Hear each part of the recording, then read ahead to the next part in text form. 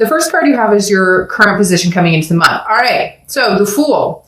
Again, why, Leo? Are you going to be 50-50 or we'll see? But the Fool is the beginning of the major arcana, okay? So the arcana it starts with the Fool and ends with the World. And it's a cycle that some people complete 10 cycles of, and it's a cycle that some people don't get through the entire cycle. It just depends on your life and what is surrounding you and what you've been through. The Fool is somebody who decides, do I take a risk and, jump off this cliff in hopes that I land softly, or do I stick safely and go with something that maybe I know could happen or wouldn't happen? Basically, the Fool is footloose, fancy-free, falliness, new beginnings, a new start, a new chapter, a new beginning in everything.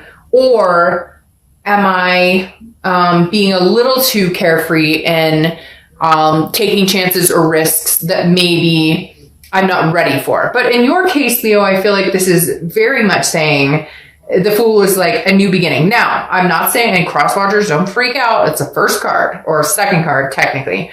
But it could be a new beginning with this person as well. So let's see what the rest of the cards have to say. But I love the Fool for you because, again, it makes me feel like dancing. It makes me feel like footloose, go watch the musical, go watch the movie, whatever, kick off your Sunday shoes. You get my drift. All right. So the next card you have is how you're feeling coming into the month. And you have the Queen of Wands. So he or she, I don't apply sex to the cards ever, but this is somebody who's very confident, who's feeling full of ferocity, very magnetic. Again, this is how you're feeling. So Leo, it feels like this is a long time coming. So these signs that you were supposed to see last month, maybe coming into November, going throughout the end of the year. Again, time is fluid. So it's not like, oh, this is strictly November and this is strictly December and this last month was strictly October. No, all of this could interlap.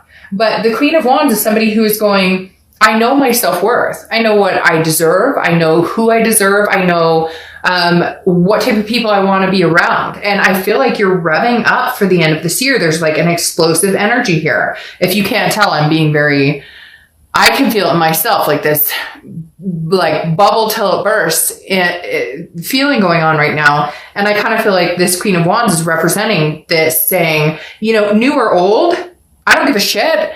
As long as it's good for me, as long as it's somebody who is deserving of me and I'm deserving of them. It's a reciprocation here, Leo, that you've been waiting for, wanting. Is it new or old? We'll figure out, or we'll see what it's leaning towards.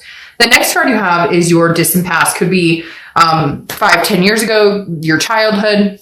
Now, the Three of Pentacles is teamwork, a togetherness, a partnership, but the Three of Pentacles often represents a third-party situation.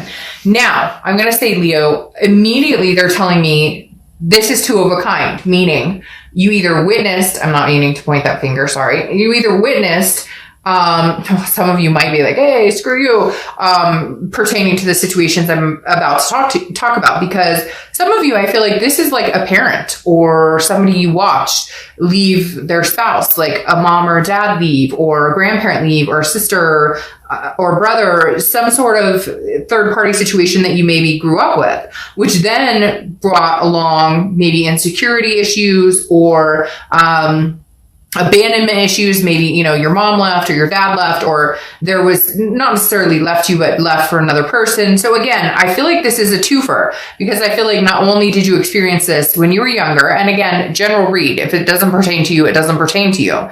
But I feel like at some point you witnessed a third party that affected your life at a younger age, or in a time when you couldn't control it, which is now build up some insecurities or certain things you've had to get over to overcome this. And then I feel like when I say twofer, this is something you experience yourself. Now, whether it's with this person or not, I'm not sure. I don't know if it's with this current person you're thinking about, or that you're not speaking with, or that you have little communication with, but it's almost, the universe is almost saying, look, you've dealt with this in the past, you've overcome it, you'll overcome it again, but there's a newness or a freshness or this happened to me personally. Not that when you were younger, it didn't happen to you personally, but it wasn't your relationship. Yes, and I don't need all the comments about, what do you mean? Like, yes, of course, it was my parent or whatever. I get that, but I'm talking about, wasn't your romantic or marriage, etc., if that makes sense. All right.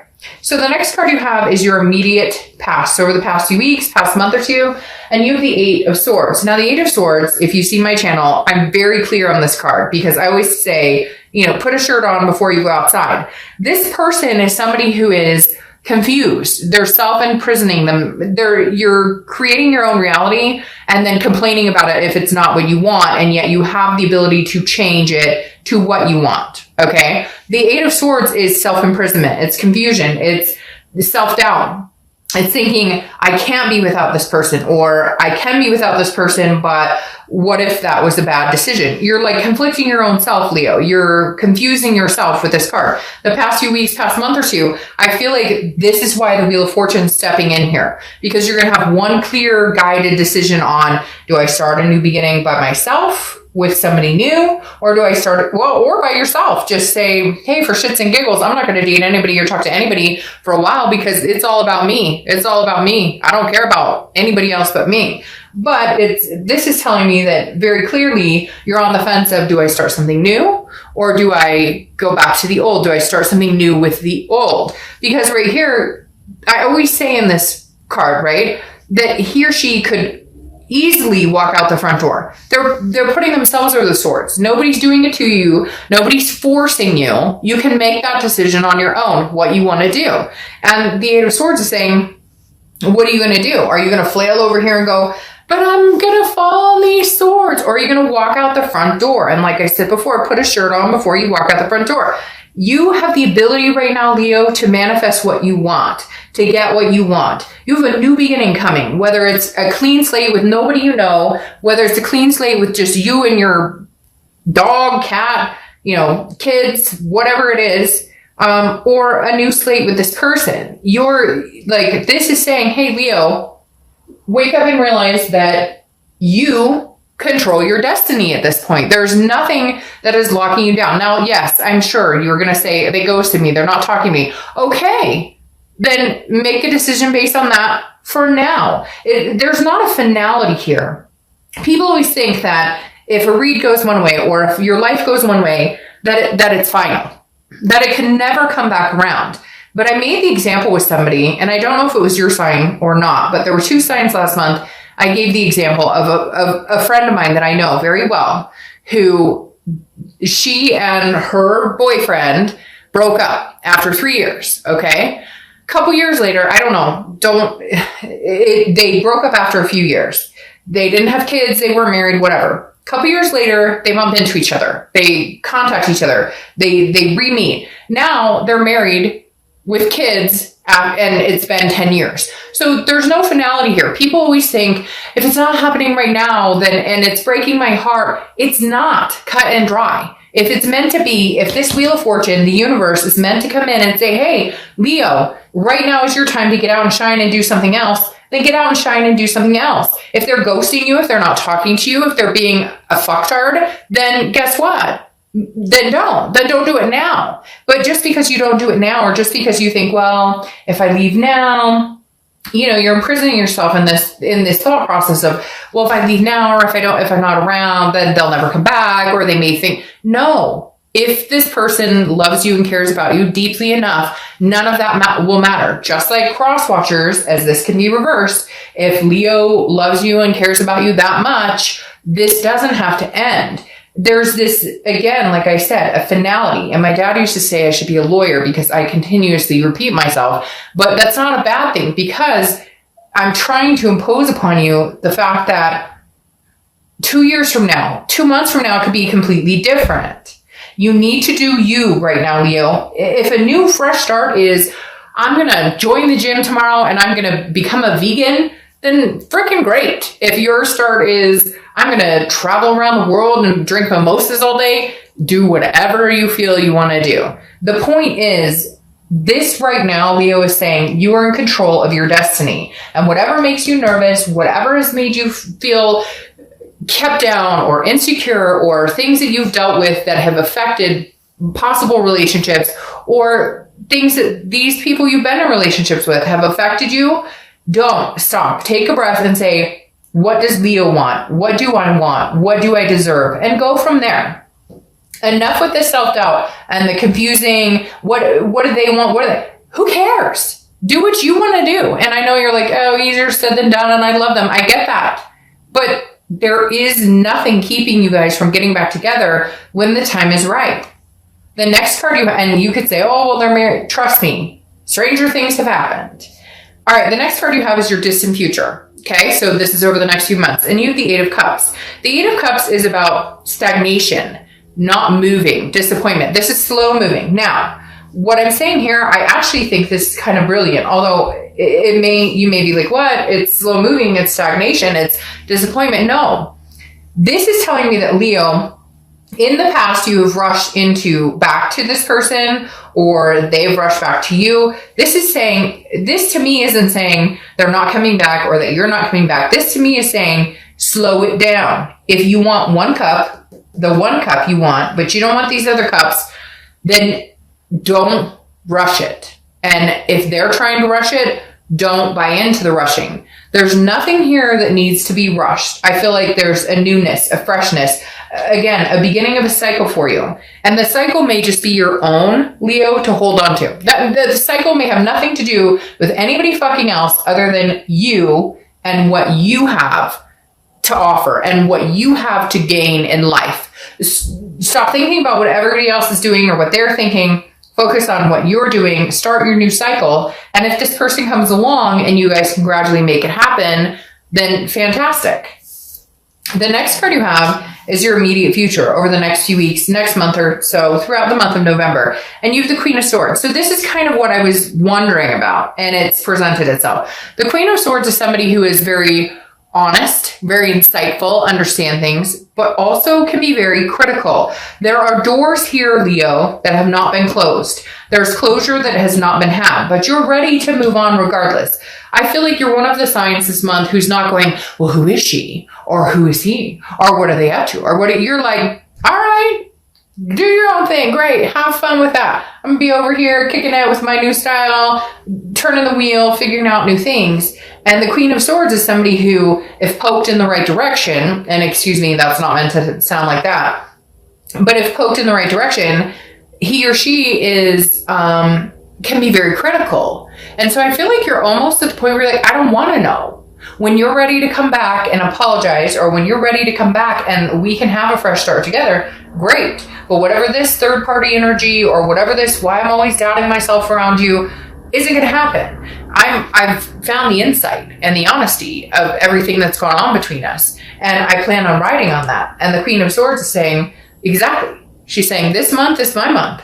And if you come and you bring it, great, then you brought it, and let's see where it goes. If you come and you don't bring it, and it's just a fairy tale, and you just tell me what you think I want to hear, then I'm going to sharpen my swords and kick you to the curb. The next card you have is anything you're going to tangibly see throughout the month. Could be the beginning, middle, end. Could last for a week, a day. You have the Ten of Wands. It's a completion. It's responsibility, but it's a burden releasing itself. Now, generally, it's a burden, but I feel like this month, Leo, you're releasing this burden. You spent way too much time wondering, self-doubt, confused. What do they want from me?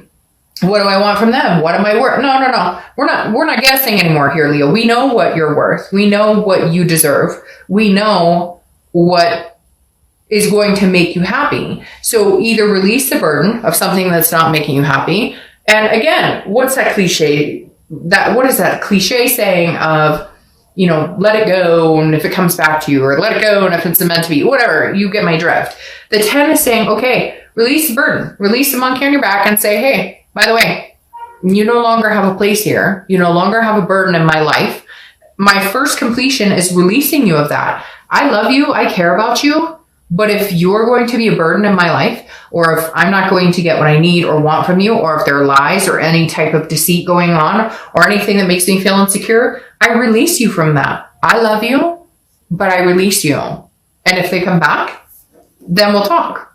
The next card you have is anything you're going to feel throughout the month. Could be the beginning, middle, end, could last for a day, a week, etc. And you have the High Priestess. The High Priestess is a holiness. And otherness. This is you looking in the mirror and saying, spiritually, what do I want? What do I deserve? like real Leo, because some of you, I swear to God, okay, and it's not just you guys, it's any other sign as well. Some of you go, but I deserve the best, and but he only called me dumb once, or she only said I was stupid once, or what. Okay, enough. You know what you deserve. You know what you're worthy of. You know what makes you happy and what you should be gaining in your life. The High Priestess is here throughout the month to help you through that. The High Priestess is here throughout the month to tell you, Leo, put yourself in check. Okay? One of my favorite sayings last month, and it's coming out a bunch this month, is first time, shame on you. Second time, shame on me. And that's not to place blame, but it's to say, look, we all have the inner voice that says, is this good or is it bad for me? And this month you have the universe on your side. Not that the universe is always on your side. Trust me. It's just we all choose to ignore the signs that we don't like because it doesn't fit what we want right in that moment, right? So the High Priestess is saying, hey, Leo, oh, and wait, wasn't you reading something last month about, see the sun? She's back. He's back. The universe is saying, girl, guy, you're not paying attention to what I'm putting down here. You need to start paying attention. You're going to start noticing that this month. I should put this as like part 2, Leo, please see the signs, or I beg you to see the signs, or pay attention, 2 feet, 1 foot in front of the other. All right. Your hopes and fears for the outcome of the month is the King of Pentacles. You want what you deserve. Oh, hey, Leo, thanks for showing up. You want what you deserve. You deserve so much. You're a fire sign. You are like literally the person who can be on top of their game. But let me tell you, when a Leo falls, they fall hard. And we all do. But when a Leo falls, it's reputation, it's respect, and not anybody else feeling that way about you. That's internal. That's you feeling like less than. That's you feeling doubt, self-doubt. That's you feeling nobody's putting you in that position. The King of Pentacles, your wish is that for the outcome of the month is that, hey, I am on top of my game 100% and nobody can drag me down ever again. The King of Pentacles is businesslike. It has their shit together, is like, hey, I've got this. And not only are you hoping that maybe this partner shows up and they have this too, and they bring it to the table, but that you can shine again, that you can start this rebuilding instead of self-sabotaging. For some of you, that's what you've been doing. And the Fool is saying, hey, it's your new cycle. And the King of Pentacles is saying, hey, I'm showing up to the party. I'm not a page. I'm not a knight. I'm not a queen. I'm a king. Now, queens are good too. I'm not saying that. I'm just saying the king is the top of the game. And this is saying that's where you're hoping to be.